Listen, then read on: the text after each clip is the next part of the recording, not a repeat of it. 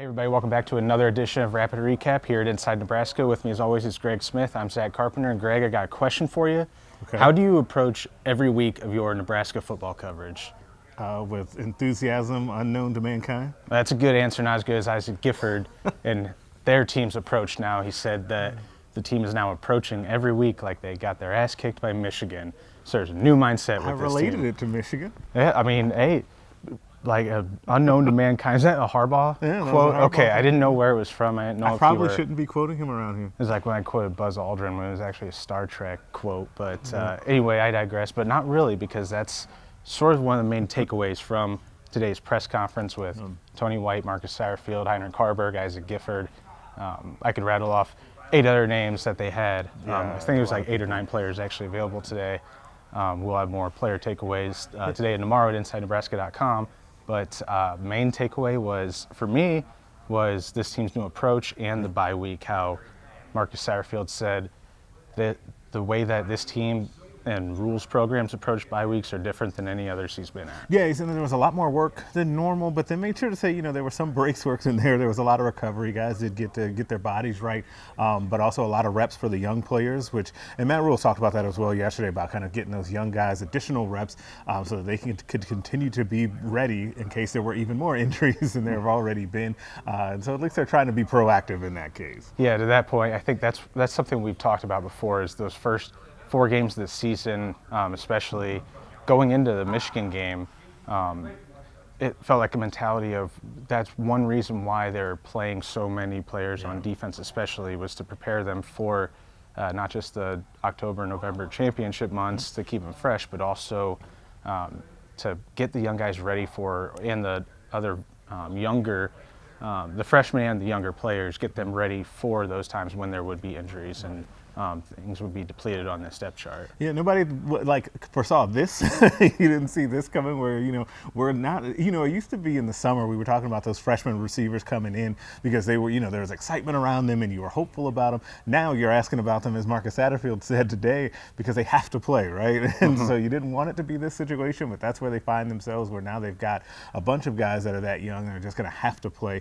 And ready or not, here we go. Yeah, what was interesting, I mean, I'm sure everybody's thought about this, but I was thinking about it extra yesterday, was the receivers. They had brought a 6-man receiver class into the program in 2023, a big receiver signing class, and all 6 of them were mid-year enrollees, so you didn't have that extra winter months of conditioning and stuff to develop physically, to adjust to the college game. And ironically, as it happens to be, that's the one position that's the most has seen the most attrition so far this year. Yeah, and it's tough. And I think that's why people are, welcome to my world of recruiting, have now been really keyed on what's happening in this current class. Ja'Cory Barney, the current wide receiver commit, is one of their probably 3 most important commits right now out of Miami. He said he is an early enrollee, and people really did lock onto that, especially given those guys last year were not. And so it comes full circle. I can always bring it back to recruiting. We can always. That's what I've always said, is at a press conference or anything, whether at a press conference or the team puts out a creative video, like a hype video or whatever, I feel like you can always look at it through a lens in recruiting. And Satterfield, I was going to say this for the end, but since we're on it, Satterfield did talk about recruiting and receivers especially. Yeah, and I actually thought that it was interesting, because you do hear I hear it all the time about, how do recruits feel about seeing this offense? It looks, not great out there. They've been sputtering along. But the thing is there's 2 things that I think that are really important to remember here. One, what Satterfield said, which is, they trust, the recruits trust in him and what he's put on film over the course of his career. This isn't his first year coaching. He's got plenty of experience to show that, hey, my offenses do use receivers and tight ends and the running backs in the passing game, all of that, right? The same goes for Coach Rule and kind of his history as well. The other thing is, and I think that this is a fair point that I don't think fans give enough credit for, is when recruits look at what the offense looks like, they can see the injuries too, right? I think that that's something that you can easily point to and say, yeah, we have a handful of freshmen that are having to go out there. We've lost, 3 guys that we thought in the receiving or in the passing game that were going to start for us. They can see that. And I think it always, as usual in recruiting, goes back to that level of trust that those guys have with the coaching staff. Yeah, and you have to put your mind in, you have to put yourself in the shoes, in the mind of a 16, 17, 18-year-old blue chip recruit who's going to be coming in. He might look at an offense and it's averaging 19 points a game, but they're going to be thinking, I can make a difference right away. Like every I can kid step believes in. that. Yeah, exactly. So, and you want them to believe that. Exactly. Like, I mean, those guys I know it's cliche, but they think differently, and they are built differently than most people because they are expected to be Division I high-level football players, so that's what their mentality is going to be. So I don't think the offense necessarily sputtering along here to start is necessarily a detriment to the recruiting efforts. There's a lot of factors. Maybe that's one of them because Nebraska has, again, we talked about on Recruiting Blitz this week, it felt like they were under attack when it comes to their recruits, namely their best offensive recruits. I think that's only just part of it. That's only a piece of the puzzle, not the whole thing. Yeah, and we were going to talk about it at the beginning, but just the team's overall approach. I mean, usually when Isaac Gifford goes up there, he's just like all these other former Nebraska high school players with his approach where he's very even-keeled. I mean, I think of Phelan Sanford, Hydrant Harburg, John Bullock, they all seem to be the same where they're just no up and down emotion. It's always like straight-laced, and you're not going to usually Gifford is very short and sweet with his answers. It's like almost an NFL mindset, I feel like, when he's up there right at the podium, but that did stand out instantly of the approach after a win. And you could see that with Rule yesterday. Like, there's a sense of urgency with Rule yesterday. I felt like that was a press conference where he's almost talking like they lost coming off, and I think that's their new approach is don't forget what happened to Michigan. We got embarrassed 45-7, like approach every week like we just got our ass beat by Michigan. Yeah, that's exactly what he said. And I think that's the exact right mindset for this team to take if they want to, as Rule said, kind of cure those, late season woes. And he said, like I said, they've been a bad program to finish off season, which is still just incredible that he actually said that out loud in public to media. But it's the truth, and it's something that I think everyone needed to hear so that you can start to reverse that and act differently. I think for Nebraska to get different results, they're going to have to do some different things. And I think that starts with the mentality that Isaac Gifford was talking about and carrying that forward and not think, oh, it's just Northwestern, or man, we've got Northwestern, then just Purdue, and then we'll play Maryland at home, or Michigan State's going to be wounded, all of that stuff. None of that matters.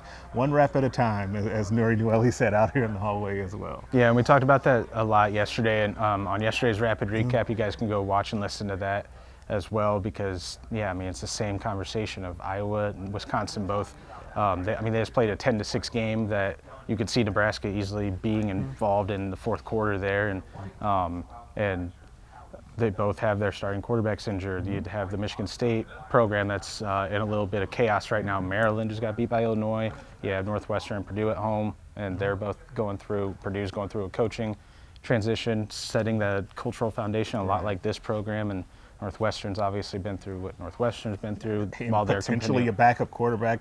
Keep an eye on that because that news sounds like it's changed, that their starting quarterback may not be ready to go as they thought he would be after that Howard game, but it sounds like it's a little dicey there. And as Steve Mark, our football writer, did say this morning, there is a big difference between their starter at Northwestern and their backup, so that's definitely something worth paying attention to. Yeah, and like we but said, just us, not the players, so they can't think about that. Yeah, that's the thing is, like, that's why I was glad. It was like you just nod your head when Rule was saying that yesterday of like this program is not at a point where we can just have the mentality to sort of just coast. He didn't say that, but that's essentially you can't just assume or anything that you're going to beat a team just because it's down or injured. It's like we're down and injured, man. Like there's nothing that's a given when it comes to Nebraska in this schedule because they had tough time putting away Northern Illinois and Louisiana Tech. So those were good points made by Rule yesterday as well. Last thing to hit on was we talk about Gifford. He's a black shirt and former Nebraska high school player, and so are two of the three new black shirts that the program announced. Nick Henrich and Phelan Sanford, and then also Jamari Butler got one as well. Yeah, all good, all guys deserving. Nick Henrich had one last year, obviously, and was a captain last year. Phelan Sanford has started, and so after the injury to Sean Singleton, and played well, mind you, too, so he's obviously deserving. And to see Jamari Butler get one is really cool to kind of see his evolution and growth of the program. I feel like when we kind of look back on this season, he'll be one of those guys that we talk about in that top-level group of guys that was really kind of unlocked by this new coaching staff. So it seems like his career trajectory is totally different now than when it was when they first arrived. Yeah, and when we did bold predictions before Louisiana Tech, I was a week early on the Jamari Butler breakout games. I had him down as having 2 sacks against Louisiana Tech as part of 6 sacks total, and then they didn't put up any because that was sort of the way Louisiana. Quick game. Yeah, that's the way Louisiana Tech ran their air raid offense, get the ball out quick, and Nebraska was dropping 3. But then you saw Jamari Butler. So it's 2 weeks too early when he went out and had 1.5 sacks against Illinois, and now he leads the team with 3. So he's starting to come along. Yeah. He was playing that jack role, linebacker more in the spring, and then once fall camp started, he transitioned to strictly defensive end, and I think you're seeing him flourish now, and that's something that this Nebraska defense needs if it's going to keep up. Yeah, especially as we talked about those quarterback situations, you continue to put pressure on those guys, it can really help, especially with how stout that run defense has been. Exactly, yeah. I mean, Nebraska has a manageable slate with the bevy of Big Ten West quarterbacks that were already on the schedule. Now it could be a backup next week. It looks like it'll be a backup the last 2 weeks of the season. And Nebraska also has a guy who has been a backup and is now the QB1 going forward in Heinrich Haarberg. I'm writing about that at InsideNebraska.com for later today.